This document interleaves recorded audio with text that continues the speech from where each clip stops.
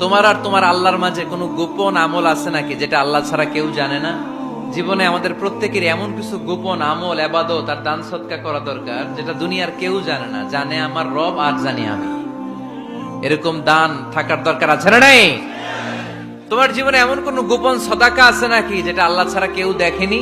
এই গোপন সদাকাটা আল্লাহ খুব পছন্দ করে। এখানে মাদ্রাসা, আজকে আমার ভাই অমুক ভাই দিবেন 2 লক্ষ টাকা, বলেন মারহাবা। এটা উনি আল্লাহর জন্য দিতে পারে, মারহাবার জন্য দিতে পারে, ঠিক কিনা? কিন্তু রাতের আধারে রাস্তার পাশ দিয়ে হেঁটে যাচ্ছেন, মসজিদের দান বাক্সটা লেখা, উপরে সাইনবোর্ডে লেখা মুক্ত হস্তে আল্লাহর ঘরের জন্য দান করুন। কেউ নাই, কাক পক্ষী নাই। রাত বাজে 2টা, হঠাৎ করে পকেট থেকে 1000 টাকার বা 100 টাকার কচকচে নোটটা আপনি দান করে দিলেন। ওই দানটা 1 কোটি টাকার দানের চেয়েও বড় দান। কারণ দুনিয়ার কেউ তখন দেখে নাই, দেখেছে কে? কেউ যেটা দেখে